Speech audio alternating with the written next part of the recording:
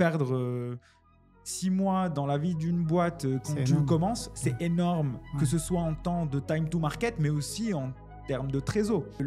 La chose que j'aimerais casser dans ce marché, c'est de pouvoir faire ça, c'est de pouvoir atterrir sur une solution qui est un Shopify-like du monde de l'assurance. Si on industrialise les interfaces et on industrialise le moteur de règles et la production des documents, sur la partie souscription, le jeu est terminé. Cœur de proposition de valeur, conception, déploiement de parcours de souscription avec un écosystème de solutions autour qu'on peut activer pour venir enrichir le parcours de souscription. Plus gros actif que tu peux te constituer quand tu ne vends rien, c'est un réseau. Le ticket d'entrée dans l'assurance en France est très élevé.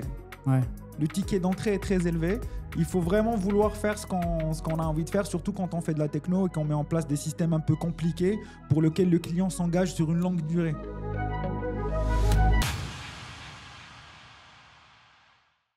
Souscrire une assurance, lancer un nouveau produit en quelques clics sans paperasse ni rendez-vous, ce qui semblait vraiment futuriste hier est en train de devenir la norme.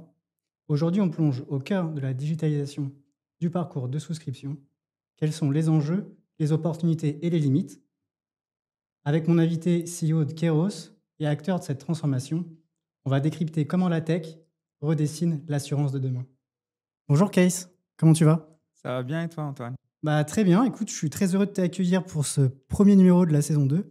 Merci pour dans l'invitation. un joli studio. Trop bien. Pour commencer, est-ce que tu pourrais te décrire dans la façon dont tu le souhaites? Moi, je m'appelle Kaïs Bouachik. Je suis effectivement, comme tu l'as bien dit, le fondateur et je dirige la boîte Kairos. Je suis arrivé dans le monde de l'assurance parce que je suis actuaire, donc j'ai fait des études de maths, d'actuariat. Et ensuite, j'ai bossé quelques temps pendant presque quelques premières années d'expérience dans un cabinet de conseil. Et ensuite, j'ai très vite entrepris en montant plusieurs boîtes, pas forcément que dans l'assurance. Ok. Globalement, finalement, j'ai fini par monter effectivement Kairos qui se spécialise dans la digitalisation des parcours de souscription.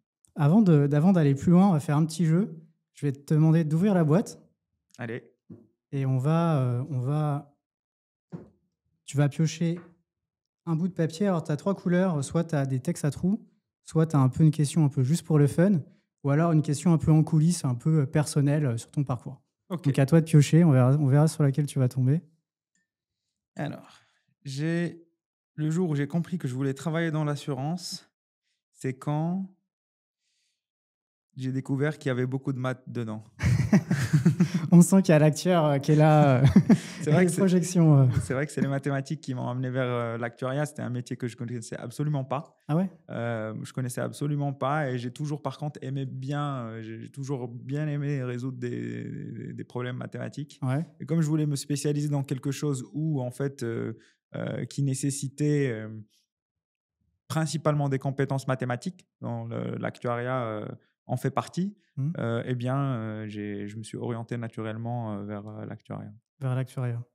Du coup, on va parler un peu de ton parcours. Je sais que tu as eu un parcours, comme tu disais, cabinet de conseil en actuariat. Je crois que c'était chez Gallia, c'est ça? Absolument. Puis après, tu as eu une expérience aux US, à San Francisco, Oui, en tant que cofondeur, je crois, et CEO de Rohit, ça s'appelait comme ça? exactement. Techstar, je crois. Ouais. Et maintenant, tu as fondé Kairos.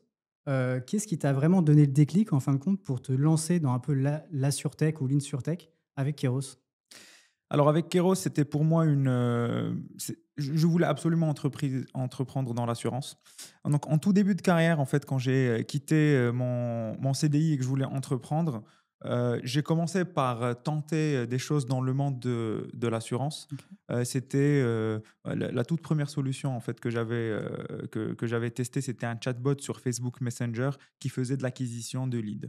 Okay. Donc, c'était simplement aller chercher les prospects sur Facebook Messenger, pouvoir leur demander leurs besoins, collecter les données, les mettre en relation avec une boîte d'assurance.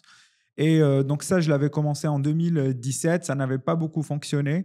Et puis, j'avais senti que, en fait, dans le monde de l'assurance, pour entreprendre, il faut en tout cas, c'était mon sentiment à l'époque, c'était que c'était un monde où l'entrepreneuriat, c'est des cycles de développement qui sont plutôt longs. C'est-à-dire qu'il faut aller chercher 2-3 années d'expérience pour pouvoir se constituer un réseau. Et c'est que finalement, à travers le réseau qu'on arrive à vraiment entreprendre. Donc, c'est là où, en 2017, en fait, je suis allé entreprendre dans d'autres industries où finalement le time to market des produits et les changements, les gens qui bossent dans les industries sont beaucoup plus jeunes et où c'était à l'époque beaucoup plus facilement financé qu'aujourd'hui. Donc, j'ai entrepris pendant plusieurs années dans d'autres industries, mais j'avais toujours cette envie d'entreprendre dans l'assurance.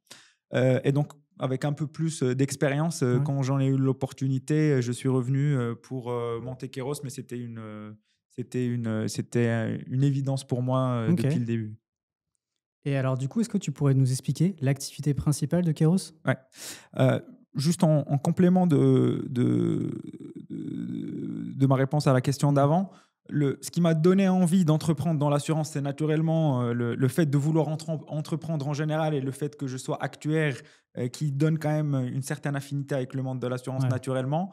Et puis, pourquoi exactement dans l'expérience client et la digitalisation des parcours, et d'ailleurs quand on parle parcours, ça peut être des parcours de souscription ou des parcours de déclaration de sinistre ou autre, c'est vraiment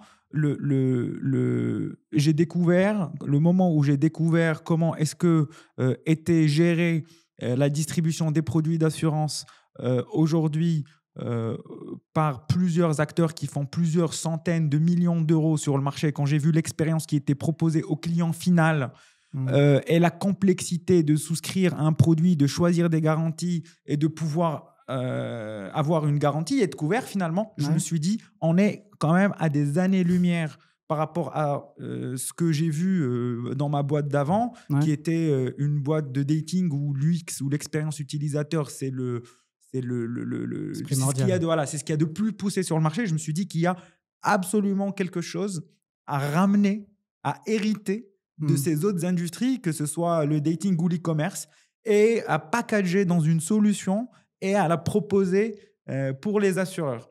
Et donc, c'était ça vraiment le déclic métier, on va dire, entre guillemets. Ok. Et du coup, pour lancer Keros, est-ce que tu as fait une levée de fonds ou pas du tout?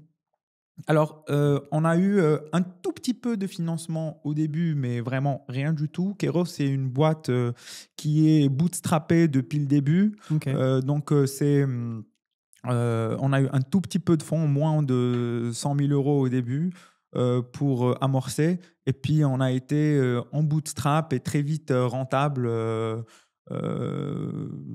sur Keros.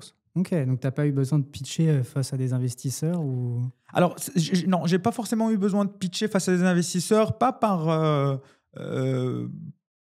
que ça a marché, mais j'avais comme plan de pitcher, ça a marché et j'en ai pas eu besoin. C'est vraiment par choix stratégique de me dire être rentable quand on le peut sur un modèle de boîte est plus intéressant que d'aller lever des fonds. Et ça, j'en parle par expérience, parce que pour mes boîtes d'avant, j'avais levé pas mal de fonds. Et en fait, une boîte tech, quand ça lève des fonds, c'est des contraintes, c'est une vie en fait qu'on choisit. Parce que les fonds de VC, quand ils te donnent des fonds, en fait, tu dois leur proposer un plan pour aller dépenser tout l'argent, et ils te mettent de la pression pour aller dépenser cet argent selon un plan de growth qui est bien défini, parce que leur but, c'est de faire du x50.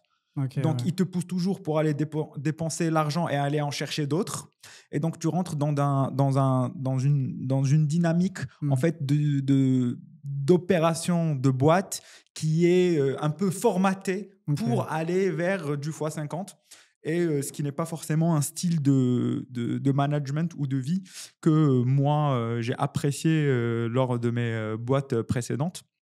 Alors, des fois, c'est nécessaire, il faut absolument le faire parce que ça ne le permet pas. Mais par contre, je pense que pour n'importe quel entrepreneur, dès qu'il peut envisager un plan de rentabilité qui lui permette d'investir pour développer et de vivre, le meilleur chemin, c'est la renta. Ouais, c'est pas côté investisseur. En plus, comme tu dis, si tu as une pression, tu es moins agile, non? Tu peux moins faire ce que tu as envie. tu as une vision plus VC du coup et moi une vision, Alors, ta propre vision du métier, enfin de ce que tu veux faire dans ta startup ou autre. alors, clairement, tu as moins de flexibilité. Tu as Ok. moins de flexibilité par rapport à tes propres décisions. Ouais. Parce que quand tu rentres dans un schéma de VC, en fait, le schéma de VC, il est quand même assez structuré en termes de comment la vie de la boîte va se dérouler. Comment Ok. la vie de la boîte va se dérouler quand tu lèves des fonds. La vie se déroule toujours d'à peu près la même manière. Tu prends les fonds, tu dois les dépenser entre 12 et 24 mois selon les plans de VC, selon les plans que tu te définis avec le VC. Et ils vont toujours pousser pour que ça aille... pour que tu ailles dépenser cet argent, trouver d'autres argent et faire du growth, aller grossir sans forcément se préoccuper de la rentabilité dans un premier temps. Alors, c'est de moins en moins vrai dans les conditions de financement actuelles, mais globalement, c'est une manière de diriger la boîte qui n'est pas forcément celle qui me convient le plus, en tout cas pour la vie de Keros, puisque j'ai l'opportunité de ne pas le faire, je ne le fais pas. Et du coup, bah, là, en lançant Keros, tu as lancé Keros depuis combien de temps là? Là, Keros, en France, Keros existe depuis 2023. Ok. Donc, depuis 2023, on a commencé à bosser avec des clients français en implémentant le logiciel en France. Mais on a bossé avec des clients dans l'assurance dans d'autres pays avant d'arriver en France et sur à peu près les mêmes problématiques. Et du coup, les problématiques, on va en parler. Quand tu lances une boîte, je pense que tu as quand même des couacs, des problématiques. Est-ce que tu as des anecdotes de galères que tu as rencontrées au cours du lancement de la boîte? Ah, j'en ai plein. J'en ai Celle plein. qui t'a le plus marqué? Des gros problèmes? Ouais. Alors, c'est des problèmes qui font partie de la vie d'une boîte, hein. Par exemple, l'une des toutes premières personnes que j'ai recrutées tech, c'était un gars qui était arrivé, qui sur papier avait énormément d'expérience. Son pitch était bon, son discours était bon. Il est rentré, on lui a donné bien évidemment un salaire qui correspond à son expérience. Et puis, en fait, il nous a trimballé pendant vraiment 6 mois Ok. avec pas beaucoup de production par rapport à son niveau. Voilà, et donc des dépenses. Ces 6 mois de son salaire, ce qui était quand même assez élevé. Ces 6 mois de temps qu'on a perdu avec des choses qui ne sortaient pas forcément et des histoires qui se racontaient. Et ça, perdre 6 mois dans la vie d'une boîte quand C'est tu énorme. commences, c'est énorme, que ce soit en temps de time to market, mais aussi en termes de trésor. Ouais. Donc ça, compliqué. Effectivement, c'est pas que c'est aussi de notre faute en fait de pas avoir décelé ça assez rapidement. Mais oui, c'est grosse problématique. Quand ça t'arrive et que tu es beaucoup plus évolué, que tu as de la trésor, il n'y a pas de problème. Quand ça t'arrive au tout début, ça peut vraiment mettre la boîte en péril, quoi. Ouais. Et quand tu as lancé Keros, bah, tu me disais déjà là, tu avais quand même de l'appétence, tu vois, pour le secteur de l'assurance, parce que tu es quand même actuaire. Tu as quand même une belle vision de ce que tu dis. Est-ce que toi, tu as vraiment un gros mythe en fait, de l'assurance que tu as vraiment envie de casser avec Keros? Ouais. Alors moi, vraiment la vision de la boîte, pour moi, est très simple. Euh, Quand on prend le monde du e-commerce, et quand on voit ce qui s'est passé dans le monde du e-commerce entre 2005 et 2017, et qu'on l'analyse, eh bien, on se rend compte que en 2007-2008, pour avoir un site e-commerce, pouvoir vendre des t-shirts ou des chaussettes, etc., bon, bah, c'était compliqué parce qu'il fallait développer le site web, il fallait développer le back-office. C'était compliqué techniquement parlant, mais aussi fonctionnellement, il fallait mettre en place des équipes, etc., pour pouvoir le faire. 2014, 2015, 2013, alors apparition de premières solutions. 2015, 2016, industrialisation de tous ces processus et packaging d'une solution qui vient répondre vraiment à l'ensemble des problématiques des e-commerçants, qui est Shopify. Ouais. Donc Shopify aujourd'hui sur le marché, en 2016-2017 jusqu'à aujourd'hui, ce que ça permet de faire, c'est que toi, tu as une boutique où tu vends des t-shirts. Pour commencer à vendre tes t-shirts en ligne, c'est une question littéralement d'une journée. Ouais. Si tu mets les bonnes ressources, une journée, tu peux avoir un premier t-shirt qui est vendu et une campagne publicitaire qui tourne. aujourd'hui, dans le monde de l'assurance, quand on veut mettre sur le marché un nouveau produit d'assurance, ce n'est pas totalement la même histoire. Mais ce qui est intéressant, c'est que depuis 2018-2019, on a l'apparition de plein de nouveaux modèles de distribution qui permettent de mettre le produit sur les marchés beaucoup plus rapidement. Et c'est les modèles des courtiers grossistes, en fait, des courtiers qui sont venus se positionner au-dessus des assureurs et en mettant de la technologie qui leur permet d'être agiles pour commencer à distribuer des produits plus facilement et plus rapidement. Et aujourd'hui, on avance vers un modèle de marché où finalement, maintenant, on est en transition vers potentiellement le Shopify de l'assurance, c'est-à-dire une solution technologique de marché qu'on vient positionner au-dessus du back-office assurantiel et qui permet, sans beaucoup de contraintes techniques, de paramétrer, mettre un produit sur le marché comme le Shopify le permet pour les e-commerçants. Okay. Bien évidemment, je ne dis pas que les complexités sont les mêmes parce que dans le monde de l'assurance, il y a beaucoup de parties prenantes et beaucoup d'intermédiaires, beaucoup de participants dans la chaîne de valeur. Donc, c'est un gros travail d'intégration qu'il faut faire avec l'ensemble des parties prenantes de la chaîne de valeur. Mais c'est complètement un processus qui est industrialisable et quelque chose vers laquelle on va se diriger. Donc, la chose que j'aimerais casser dans ce marché, c'est de pouvoir faire ça. C'est de pouvoir atterrir sur une solution qui est un Shopify-like du monde de l'assurance. C'est marrant parce que c'est une transition parfaite. Comme tu dis là à l'instant, tu as une vision de construire le Shopify de l'assurance qui permet de créer vraiment une plateforme digitale afin de mettre sur le marché vraiment un produit très rapidement, en une journée, comme tu le disais. Pourquoi vraiment avec Keros, le fait d'avoir cette plateforme de digitalisation de l'ensemble du parcours de souscription en assurance est vraiment performante par rapport à ça? Au-delà de souvent des buzzwords, en mode voilà, je vais faire ça, ça, ça. Et en fait, au final, tu vois souvent que ça prend toujours autant de temps. Tu vois. Qu'est-ce que Keros vraiment apporte et comment tu vas réussir à péter le game, en fin de compte? Je ne sais pas si je peux dire ça comme ça. Alors, il y a deux choses qui sont importantes sur lesquelles on est en train de travailler et sur lesquelles on a résolu beaucoup de problématiques.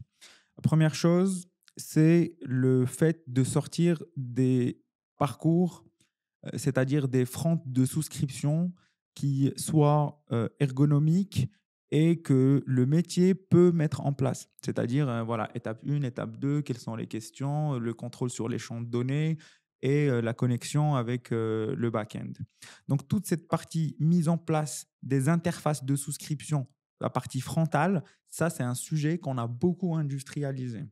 Donc aujourd'hui, on est capable de faire cette construction de parcours avec la logique de navigation et la conception du design sans aucune intervention technique.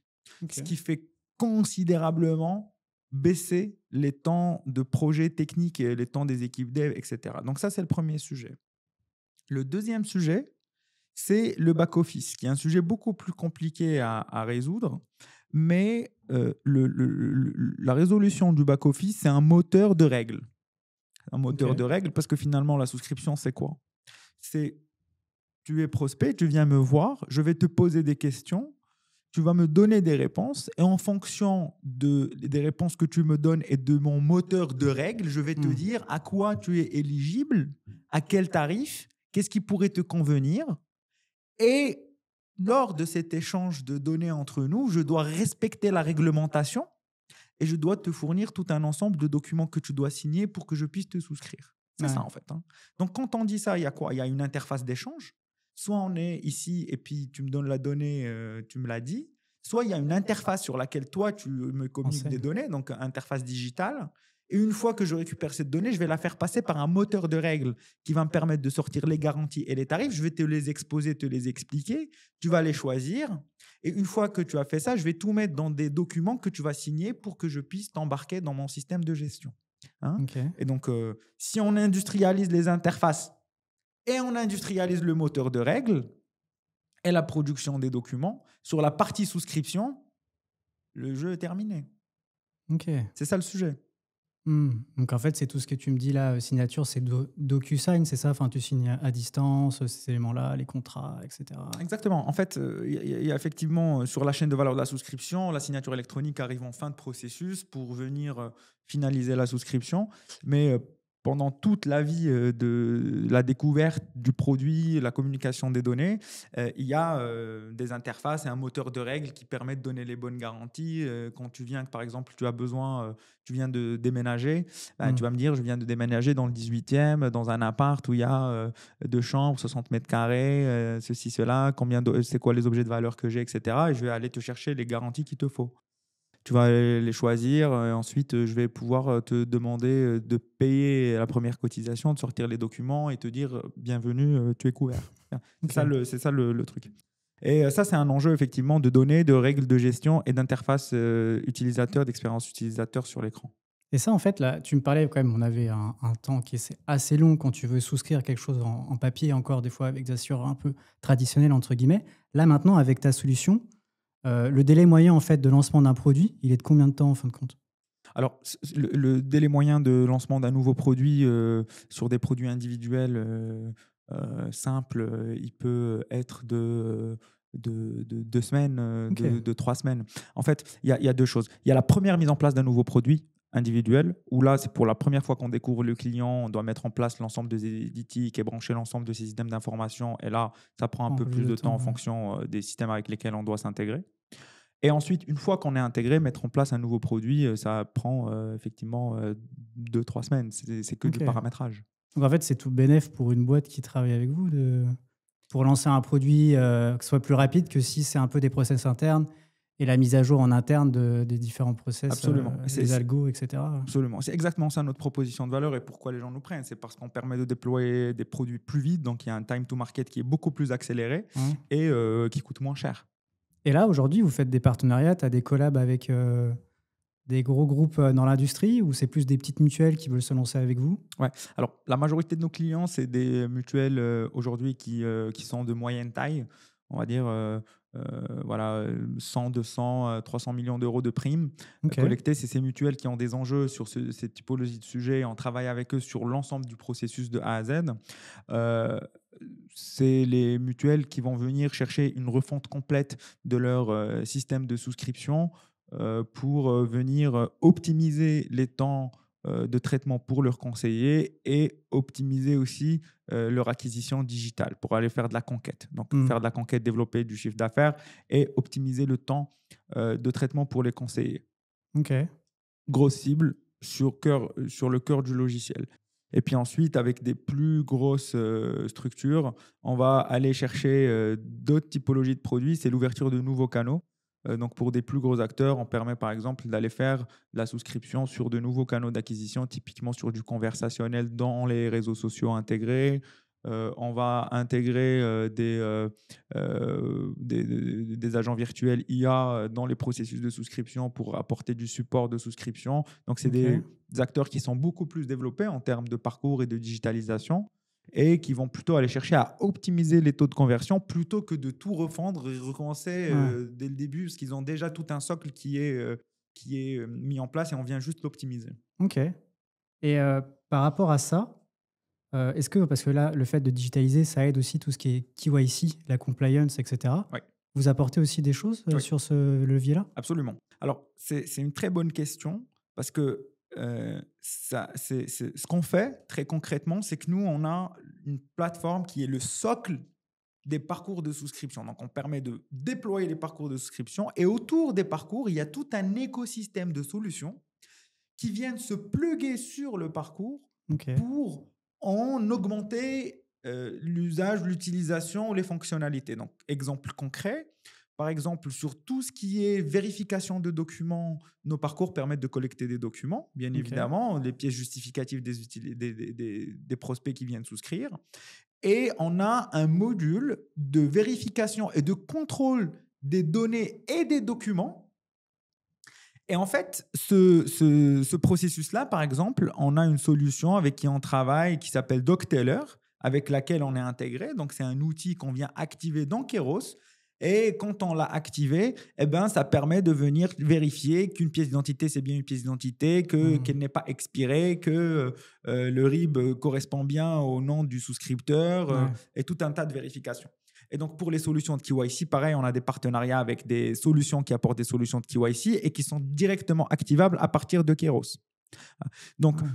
cœur de proposition de valeur, conception, déploiement de parcours de souscription, avec un écosystème de solutions autour qu'on peut activer pour venir enrichir le parcours de souscription. C'est pas mal ça, parce qu'en fait, tu penses direct cœur en mode souscription, mais derrière, à côté de ça, tu viens englober un peu des cas concrets et aussi de la manière un peu réglementaire qui rapporte aussi, mais qui voit ici, surtout qu'en plus, avec la lutte contre le blanchiment, c'est quelque chose qui est de plus en plus demandé. Donc forcément, après, une mutuelle ou autre, c'est intéressant pour elle quand c'est de petite taille d'avoir ces solutions-là, non? Enfin, en tout cas, ça apporte un plus. Bien Et tu sûr. envisages d'autres systèmes en plug à côté ou pour le moment, tu es arrivé vraiment à une vision globale et tu veux pas aller encore plus loin? Ou tu as encore des projets en cours de te dire, je vais aller Non, rajouter ça on a plein de projets en cours. On a plein de projets en cours et en réalité, en fait, cette partie, elle ne s'arrête presque jamais parce qu'il y a toujours de nouvelles choses qu'on a envie d'intégrer, des nouveaux services qui apparaissent et qu'on a envie de proposer à nos clients. Et ça, c'est aussi l'intérêt de venir chercher une plateforme qui agrège un ensemble de services. C'est-à-dire que quand on travaille avec quelqu'un, il ne doit pas ou il n'a plus le travail d'aller benchmarker toutes les solutions qui existent sur le marché pour pouvoir les mettre en place. À travers nous, il a accès à énormément de solutions. Et on a déjà négocié les tarifs, on a négocié les deals, c'est directement intégré dans nos parcours de souscription et donc on facilite l'accès à ce type de solution à travers notre plateforme qui agit finalement comme un agrégateur de produits qui viennent se plugger au parcours. Et moi, j'ai quand même une question aussi, c'est quand tu vas travailler avec une mutuelle, quand tu vas bosser avec un courtier qui a multiples produits aussi, qui bien souvent peut-être un peu plus qu'une mutuelle parce qu'il collabore avec d'autres assureurs, c'est plus compliqué vers un courtier ou une mutuelle ou pour toi c'est la même vision et tu n'as pas les mêmes difficultés? Quand je travaille avec une mutuelle ou quand je travaille avec un courtier? Alors, alors globalement, quand je travaille avec une mutuelle, c'est la mutuelle qui porte le risque, qui porte les produits. Okay. C'est-à-dire que c'est leurs produits et ils les distribuent de deux manières. Soit en direct, donc à travers leur réseau d'agents, et en direct à travers un parcours self-care qui est utilisé par les prospects. Et ils vont distribuer aussi à travers les courtiers. Okay. Quand on travaille avec un courtier, généralement, lui, quand il a mis en place un nouveau produit, il va le chercher auprès de l'assureur et il va venir prendre Keros pour le distribuer vers d'autres. Et la différence, c'est que la mutuelle, on sait très bien qu'on doit se connecter avec leur système de gestion en interne quand ils font de la gestion. Pour le courtier, s'il a des délégations de gestion, soit on doit s'intégrer avec le délégataire, mais le fonctionnement est exactement le même. L'infrastructure est exactement la même. C'est vraiment juste un sujet de mise en place. Comment est-ce qu'on met en place les choses la première fois, comment est-ce qu'on s'intègre? Bien évidemment, il y a des modifications sur les éditiques, ce n'est pas les mêmes. Il y a plein de règles qui ne sont pas les mêmes, mais c'est la même infrastructure technologique qui traite les deux. Ok. Et comme techno, c'est quoi? C'est du SaaS ou ça fonctionne comment? Alors nous, on est effectivement sur un business model en SaaS. Ok. Le SaaS, c'est effectivement un type de business model, c'est-à-dire comment est-ce que le logiciel est commercialisé et comment il fait rentrer de l'argent. Donc nous, effectivement, on est sur un business model en SaaS et notre business model, c'est de pouvoir mettre en place la solution en contrepartie d'une rémunération annuelle qui est proposée par rapport au volume de devis et de contrats que fait le partenaire qui nous choisit. Voilà. Okay. Donc, c'est comme ça qu'on tarifie le logiciel. Et tu as des chiffres à partager, une croissance là, entre le J0 et maintenant? Oui, cette année, le J0, il n'y avait rien. J0, il y avait zéro. Alors, il y a quelque chose de très intéressant dans le monde de l'assurance, c'est-à-dire que la toute première année, on a beaucoup exploré. On a exploré plusieurs business models et plusieurs propositions de valeur à destination de plusieurs acteurs. Okay. Donc, on a mis presque, en fait, une année et demie à signer les 3 premiers clients. Ok, ouais. Et en fait, sur l'année qui a suivi, on en a signé 10. Hein? Donc, en fait, il y a un truc dans le monde de l'assurance que j'ai compris, c'est que pour aller chercher les premiers clients, c'est compliqué. Mais en fait, ce qui est compliqué, c'est pas aller chercher les premiers clients. Ce qui est compliqué, c'est de faire en sorte de construire sa petite place, que les gens en fait te voient et te revoient à plusieurs endroits, de construire la confiance, faire en sorte que les gens te voient à plusieurs reprises et toujours voir que tu es encore là, que tu existes toujours, que tu continues de proposer la même proposition de valeur pour laquelle ils t'ont croisé la dernière fois. De les rencontrer, de leur dire ce que tu fais une première fois, ils n'auront très certainement pas un besoin tout de suite, et de leur redire une deuxième fois. Et le jour où ils vont avoir ce besoin, ils vont penser à toi, ils vont faire une présentation, ils vont demander une présentation, et puis ensuite, en fait, éventuellement, tu vas collaborer avec eux. Ce cycle, c'est 2 ans. Ouais. Voilà. Et là, sur la dernière année, ouais, on a fait, on a fait on a fait presque fois 4. Ah, c'est énorme, hein. C'est marrant ça que tu dis, au début c'est compliqué, tu fais que 3 et là d'un coup après, boum, tu fais x10, c'est énorme, enfin comme c'est exponentiel quoi. C'est ouais, effectivement, c'est le ticket d'entrée dans l'assurance en France est très élevé. Ouais. Le ticket d'entrée est très élevé. Il faut vraiment vouloir faire ce qu'on a envie de faire, surtout quand on fait de la techno et qu'on met en place des systèmes un peu compliqués pour lesquels le client s'engage sur une longue durée. On vend quand même une solution qui touche beaucoup de choses. C'est l'outil de souscription. Il ne faut pas que l'assureur se plante sur son outil de souscription. C'est ce qui lui permet d'encaisser. C'est ce qui lui permet de faire du nouveau business. Et donc, effectivement, c'est un point qui est assez sensible de toucher à là où le point d'entrée de l'argent, le point d'entrée voilà, c'est compliqué de toucher. Donc, en fait, ça nécessite beaucoup de temps pour qu'il y ait suffisamment de confiance qui s'installe pour rentrer dans ce type de discussion. Et bien évidemment, quand on a les nouveaux clients, les premiers clients qui se déploient, les premières références, bon, ça commence à donner beaucoup plus, ça donne beaucoup plus de crédibilité, bien évidemment, et les choses se construisent petit à petit, mais c'est quand même très, très long. Le temps de mouvement dans l'assurance est long.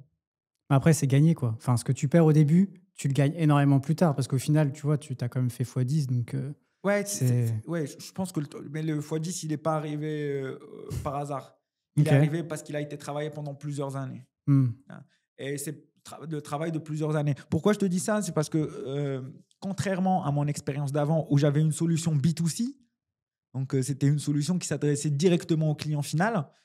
Et en fait, le coût d'acquisition, bien évidemment, il est beaucoup plus faible. Tu peux faire beaucoup d'acquisitions très rapidement. Mais par contre, la rétention est l'enjeu.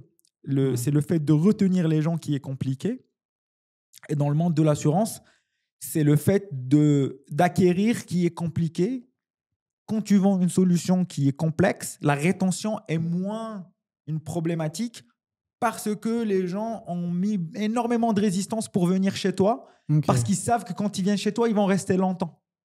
Ok, ouais, c'est sur une vision long terme. Et c'était beaucoup ça, ma frustration, moi, au début, quand j'ai commencé en B2B dans l'assurance, c'est de me dire, mais c'est incroyable, je n'ai même pas la traction pour pouvoir tester ce que j'ai envie de tester. Je n'ai rien. Et il faut aller d'abord gérer l'humain pour construire de la confiance avant de commencer à faire de la techno. Ouais. Et ça, pour entreprendre dans l'assurance sur des solutions SaaS, tech, c'est très important à comprendre si quelqu'un a envie d'entreprendre dans le monde de l'assurance sur un logiciel, sur une solution technologique. C'est marrant que tu dises ça. En fait, en gros, tu dis carrément qu'il faut créer son réseau en assurance. Dès que tu as ton réseau, après, tu lances ton offre. En gros, c'est à peu près ça, quoi. Le plus gros actif que tu peux te constituer quand tu ne vends rien, c'est un réseau. Sinon, ouais, c'est très important. Très, très important. Et pour toi, quels sont les principaux freins rencontrés par les assureurs, du coup, dans cette transformation digitale? Parce qu'on entend beaucoup de digitalisation, parcours de digitalisation. Après, on entend aussi les clients qui adorent encore d'avoir l'humain derrière, pas forcément que du digital, d'autres n'ont pas la même appétence. Souvent, tu as des points de friction par rapport à ça. Toi, c'est quoi que tu as rencontré comme difficulté? Enfin, comme no-go par les assureurs par rapport à ton offre? Comme no-go? Alors, il y a plusieurs typologies d'assureurs. Tu as les assureurs qui ont beaucoup de solutions déjà mises en place. Et là, le problème, ce n'est pas l'humain ou le process ou autre. C'est juste un millefeuille applicatif. Et en fait, c'est compliqué à faire bouger, c'est compliqué de s'intégrer. Et donc, c'est très compliqué de rentrer chez eux. Donc, eux, on va les sortir de la boucle. Ensuite, tu as ceux qui n'ont rien. Et moi, c'est mes clients préférés parce qu'au moins, tu rentres et tu peux apporter de l'expertise du logiciel et résoudre beaucoup de problèmes. La problématique que j'ai rencontrée n'est pas technologique. Ok. Sincèrement, moi, la technologie, ce n'est absolument pas un point qui m'a déjà freiné parce que globalement, je peux tout faire en technologiquement parlant. Ce n'est pas un problème. Ce qui est compliqué, c'est la confiance des gens. Ouais. Ce qui est compliqué, c'est de se créer un réseau, de créer une confiance, que les gens te laissent déployer ta proposition de valeur. Sincèrement, technologiquement, il n'y a absolument rien aujourd'hui qui est impossible à faire ou compliqué à faire à partir du moment qu'il y a un client intéressé qui veut payer. Let's go. Aucun sujet. Ok. Et donc, du coup, tu as quand même une expérience aussi aux US et en France maintenant. Est-ce que toi, tu retrouves un peu le mindset américain qui est présent chez Kairos parce que tu as vécu là-bas et du coup, ça te crée un avantage par rapport à d'autres personnes qui se lancent en France qui n'ont pas encore vécu cette expérience-là aux US? Tu le vois comment ça? Alors, je vais te raconter une histoire drôle. Le mindset américain m'a amené une très grosse galère au début de Kairos parce que je suis arrivé justement avec ce mindset américain et j'ai commencé Kairos en France avec ce mindset américain. Et le mindset américain, très clairement, c'est quoi? Allant très vite, cassant des choses et recommençant. Et moi, j'étais surentraîné par rapport à ça. J'étais surentraîné par rapport au fait de commencer très rapidement, de casser et de refaire. C'est à tel point que, en fait, me casser la gueule et refaire, c'est devenu habituel parce que je me suis juste surentraîné là-bas, parce que j'étais dans les écosystèmes qui m'ont permis de me laver le cerveau par rapport à ce concept-là. Et donc, je rentre en France et puis on commence à bosser avec une toute première mutuelle. C'est trop marrant, je me souviendrai toujours de ça. On commence à travailler avec une première mutuelle, et ben moi, même mindset. Ils me demandent de résoudre le problème, machin, etc. On déploie très rapidement. Et bien évidemment, moi, je sais très bien que ce que j'ai déployé très rapidement, je leur ai dit, je vais déployer très rapidement et je vais observer les résultats et je vais continuer à redéployer jusqu'à passer de ça à ça. Donc, c'est ce qui s'est passé. Donc, je leur ai dit ça. Au début, je leur ai dit ça parce que j'avais quand même un associé au début de l'aventure qui était très bien entraîné dans le monde de l'assurance en France et qui m'avait quand même bien prévenu sur le fait de ne pas fonctionner comme… voilà. Mais bon, moi, tant que je ne me suis pas cassé la gueule, je ne comprends pas, tu vois. Moi, tant que je n'ai pas pris les claques, je ne comprends pas forcément bien. Donc, on commence et puis on fait une première version. Et puis, bien évidemment, la première version, les résultats sont terribles. Les résultats ne sont pas bons du tout. Pour moi, c'est normal. Je fais, mais trop bien. On a de la data pour aller chercher où on en est, comment on va faire évoluer ça. Donc, je fais ça. Sauf que le client en face n'était pas du tout en train de vivre la situation comme moi, j'étais en train de la vivre. Le client en face, c'est « Oh là là, qu'est-ce qu'on a fait ? C'est pas possible, c'est trop compliqué, etc. » Et donc, réunion de crise, tu vois, réunion de crise. Je me déplace, je pars chez eux. Mais qu'est-ce qui, c'est pas possible, ça marche pas, ça ne fonctionne pas. Et je leur ai dit, c'est justement ça le concept. On va très vite. Ça ne fonctionne pas, on comprend et on itère. Et donc, en fait, au bout de quelques semaines, le client a résilié notre contrat. Il a résilié notre contrat simplement parce que, en fait, la méthode de fonctionnement et de travail que moi j'ai adoptée, que j'avais, avec laquelle je fonctionnais, n'est absolument pas adaptée à cette cible. Et donc, ça m'a permis, moi, de me prendre cette première claque. C'était tout premier client. C'était le deuxième. C'était le deuxième, on l'a perdu. Et moi, ça m'a mis une grosse claque en me disant attends, efface ce que tu as dans ta tête et fais en sorte de livrer plus lentement, même si tu sais que tu vas prendre plus de temps pour arriver sur quelque chose qui convient bien. Le plus important, c'est de mettre beaucoup d'accompagnement côté client pour qu'il ait une visibilité élevée par rapport à ce que tu vas lui livrer. Et ça, c'est très, très important.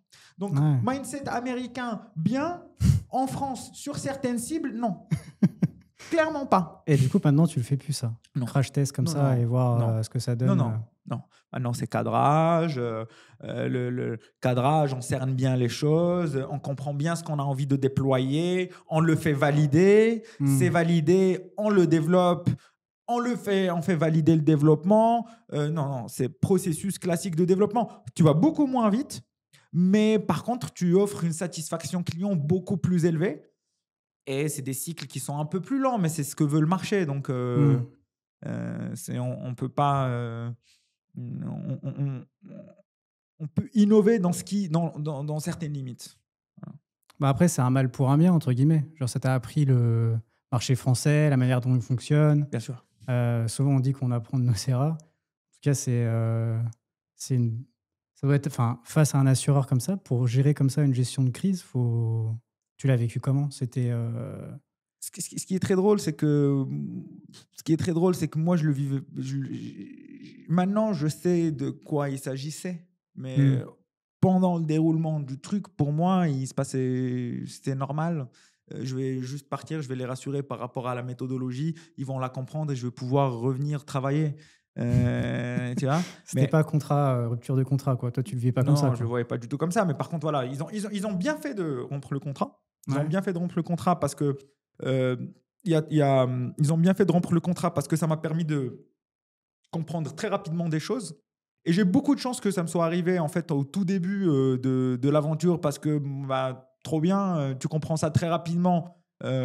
Si tu es malin, tu t'adaptes pour t'adapter à ta cible. En fait, c'est tout le jeu. Hein. Tu vas sur un nouveau marché, sur une nouvelle cible. Si tu ne t'adaptes pas, tu es terminé. Et la meilleure manière pour apprendre très vite comment tu dois t'adapter, c'est de se tromper. Ouais. Et c'est ce qui s'est passé au tout début, très content. Et maintenant, en fait, on travaille qu'avec cette cible. Ok. On travaille qu'avec cette cible au quotidien. On les accompagne, on déploie auprès d'eux avec leur méthodologie sur laquelle on met quand même beaucoup d'innovation et on va chercher un petit peu les limites, mais dans le cadre de ce qui est acceptable pour cette cible-là en France, dans l'assurance. Ok. Alors maintenant, on va changer un peu, mais si tu devais associer une chanson à l'ensemble de ton parcours professionnel, ça serait quoi? Oh là là. Une chanson à l'ensemble de mon parcours. Actuellement, ouais. Même à l'aventure de Kéros, quoi. Enfin, une chanson.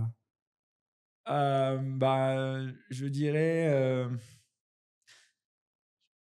Il y a une chanson, mais je me souviens plus trop du nom. C'est la chanson de dire ne jamais abandonner. C'est une chanson de rap américain. Ok. Je me souviens plus du nom. Je crois que c'est 50 Cent. C'est une chanson de rap américain, mais en gros, le titre juste dit l'idée, c'est ne jamais baisser les bras face à des contraintes pour aller atteindre une vision, quoi. Je me souviens plus on le mettra en commentaire. Je le rajouterai en commentaire. Ouais. Et du coup, toi qui bosses vraiment dans le digital, quel est pour toi ton outil préféré que tu utilises au quotidien et vraiment c'est le best outil pour toi en termes de digital? Ça serait quoi?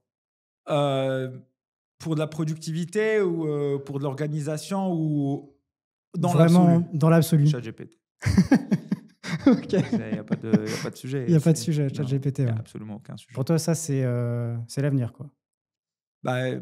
Moi, en termes de... Il y a un truc trop drôle. J'étais à une soutenance aujourd'hui, Ok. là, avant de venir ici. On a dit la date aujourd'hui. Putain, ils vont savoir c'était qui. J'étais à une soutenance aujourd'hui.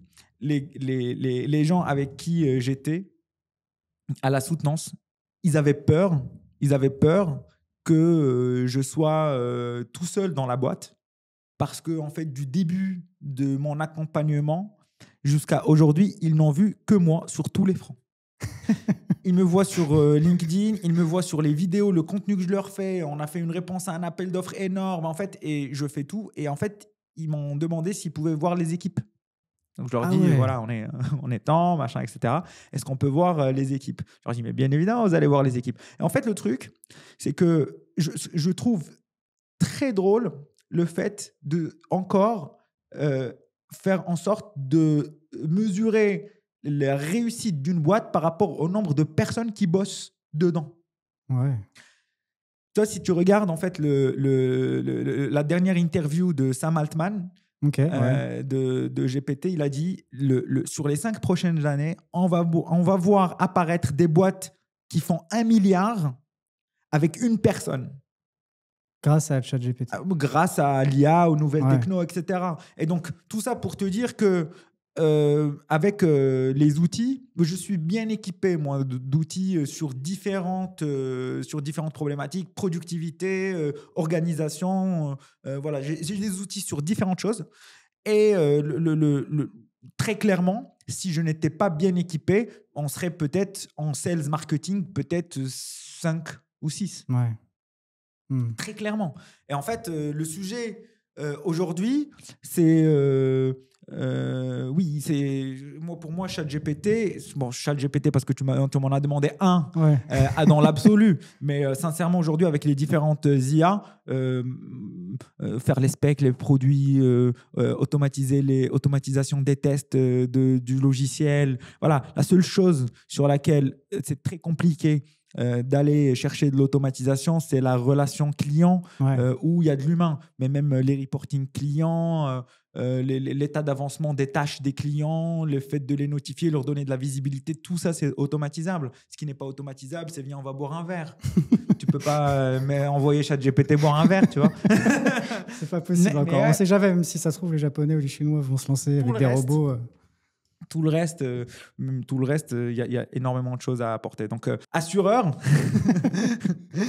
demander la qualité du service, demander des références par rapport aux clients existants, comment est-ce qu'ils sont traités, comment est-ce que leurs demandes sont traitées. Qu'on soit 2 ou 3 et qu'un concurrent soit 15 dans l'équipe, la question est très simple. C'est juste qu'il va vous faire payer 6 fois plus cher ce qu'on va vous faire payer, nous, parce qu'on a industrialisé un ensemble de choses, quoi. C'est très important. Et ça, dans l'assurance, c'est pas encore acté, quoi. C'est pas encore acté, mais absolument pas. Absolument pas. C'est-à-dire que c'est plus simple de facturer 5 fois plus et de mettre 5 personnes parce qu'on vient à 5. Et tu vois qu'il y a 5 personnes. Tu sais très bien qu'on est à Paris et que les salaires, c'est au moins ça. Tu sais très bien que... voilà. Donc, tu te dis oui, on va payer parce que les gens sont venus quand même ici, ils sont en costume, etc. Ils sont 5, ils touchent 60K en moyenne. Il y a au moins 3... Tu vois. Ça rassure, quoi. Rassure. Mais ça va changer.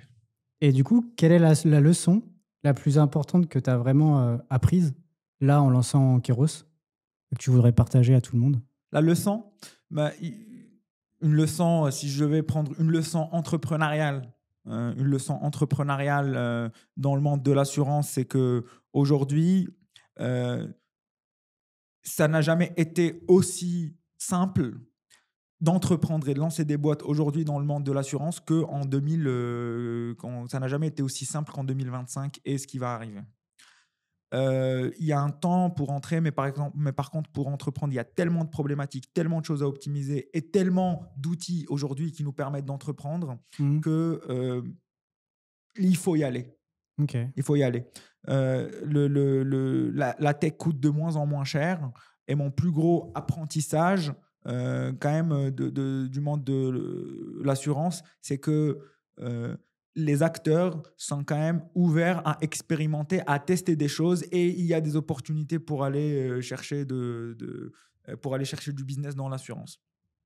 Donc, entrepreneurialement parlant, c'est un monde où il y a absolument de l'opportunité. C'est un très bon moment pour y aller. Entrepreneurialement parlant, c'est mon apprentissage sur mon expérimentation entrepreneuriale dans le monde de l'assurance. Personnellement, un des plus gros apprentissages que j'ai eu sur les 3 dernières années, il est plus humain. Il est plus humain par rapport au changement de culture, changement de culture des clients. Ce changement de culture des clients, en fait, c'est un apprentissage où finalement, en fait, le sujet, c'est quoi? C'est des fois, tu ne peux pas apporter beaucoup de choses rapidement à des gens parce qu'ils pensent que c'est Pas possible. pas possible. Ok. Tu es obligé de ralentir dans ce que tu apportes pour faire en sorte que leurs émotions restent dans un intervalle. Si ça sort, ça commence à paraître comme étant de l'arnaque ou pas possible, c'est beaucoup trop bien vendu, c'est impossible, etc. Ce qui est complètement contraire à ce qu'on peut voir aux US et ce qui est complètement bizarre. Ouais. Tu vois. Mais en fait, humainement parlant, il faut identifier dans quel intervalle on se situe et quel est le max de cet intervalle-là. Et quand tu parles à quelqu'un, tu te mets dans le max de l'intervalle que tu as identifié et pas le max de ton intervalle à toi. Parce que humainement, tu pourrais passer d'un bon gars à un vendeur de tapis. Ok. Clairement. Donc, voilà. Et alors, est-ce que tu aurais des recommandations de livres ou podcasts ou, qui t'ont aidé au cours de ta carrière ou même personnelle? Oui. Alors, un livre qui m'a beaucoup aidé, c'est le livre sur les habitudes. Comment il s'appelle? J'ai du mal avec les noms. On mettra en commentaire aussi. Habits. Non, attends. J'ai oublié.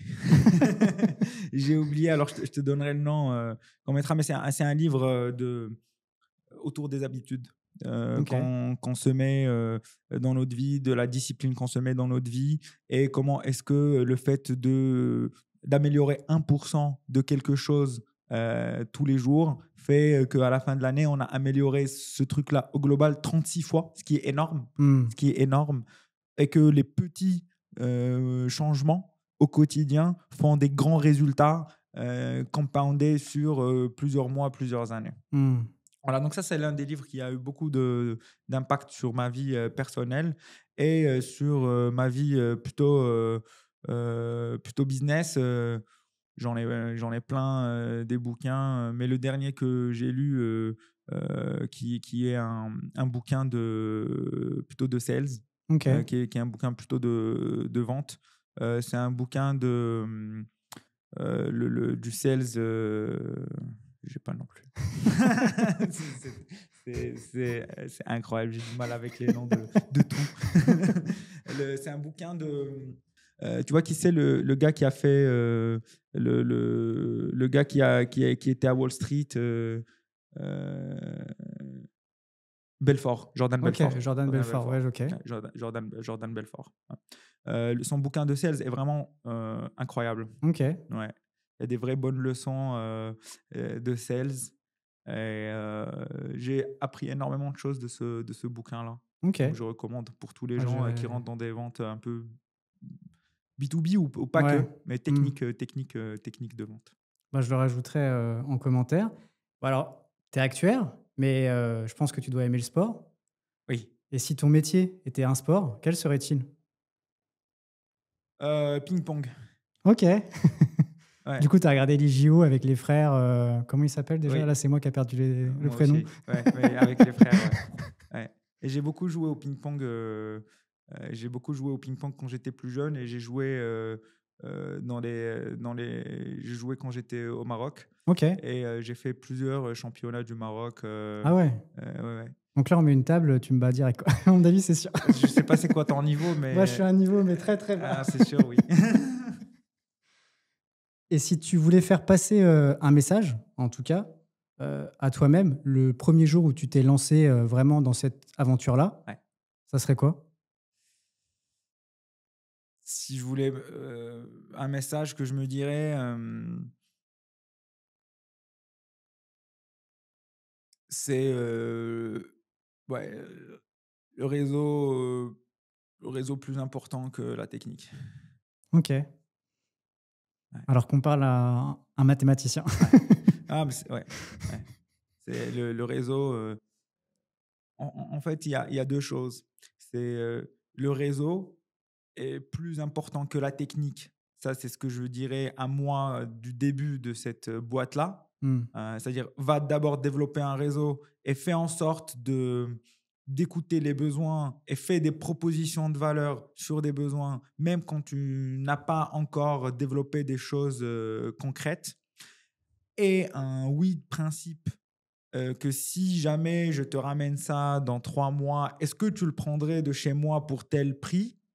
Un oui de principe avec quelqu'un, un engagement sur un POC, un mini truc et ensuite commence à construire des choses. Mmh.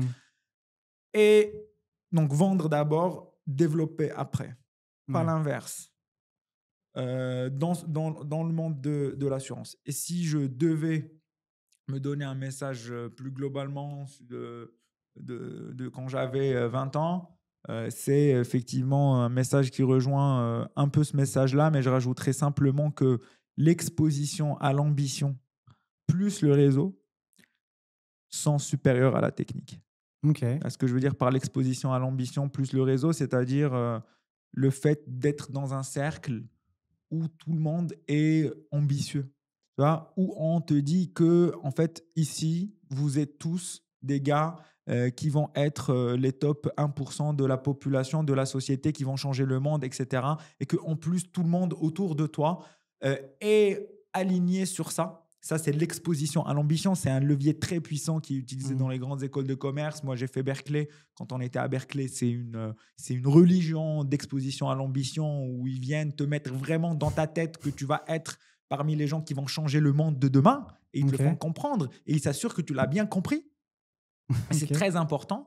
Et puis surtout, le réseau autour de toi, des gens qui ont déjà fait des choses, tu vois, ou qui font des choses et qui vont te permettre d'aller chercher des propositions de valeur, de tester, de te mettre en relation. Pour moi, ces deux combinés sont beaucoup plus importants que la technique. OK. Après, je suis très biaisé parce que j'ai beaucoup commencé par la technique et que je suis à la base un actuaire, donc un technicien, un mathématicien, et que je suis ensuite passé sur ces choses-là. Mais en tout cas, pour entreprendre, le réseau, l'exposition à l'ambition, pour moi, sont largement supérieurs à la technique, parce que la technique, ça se paye. Ouais. L'exposition à l'ambition et le réseau, l'exposition à l'ambition, ça modifie la personnalité. Mmh. Et la personnalité que tu as qui te pousse à aller faire des choses, même si tu payes ce que tu veux, si tu n'as pas vécu des choses qui ont enhance ta personnalité ne changera pas. Ouais. La technique, un mathématicien qui sait faire des fichiers Excel et calculer des choses, on va aller payer un cabinet de conseil, ils vont nous mettre à dispo Ouais. un actuel. C'est marrant que tu dis ça. Bah, après, tu as quand même pas mal de réseaux d'affaires dans l'assurance, je trouve. Oui, Je sais pas si ça t'a aidé aussi bien ou? sûr, bien sûr. Alors, réseau d'affaires, au début, forcément, t'as pas beaucoup tu rentres petit à petit, tu commences à rentrer effectivement dans les communautés. Il y en a pas mal qui sont très bien dans lesquelles je suis. Tu as Assurenco, tu as le réseau de la FG2A, tu as, plein effectivement de petits clubs business qui Mmh. font pas mal d'événements qui permettent de rencontrer des gens. Tu as I3, tu as tout ce que fait News Assurance Pro qui sont super. Euh, et effectivement, ces clubs-là organisent des événements qui permettent de rencontrer des gens, de partager. Tu as les événements Taré à vie, qui est Mmh. très bien. Tu as l'INNN à New York, qui est top. Donc, oui, il faut absolument aller dans ces trucs-là, rencontrer des gens, se construire le réseau pour rencontrer, un, d'abord comprendre les problématiques, deux, avoir les bonnes personnes, trois, construire la confiance, quatre, vendre. Ouais. Et pour finir, est-ce que tu aurais un invité à me recommander pour un prochain épisode?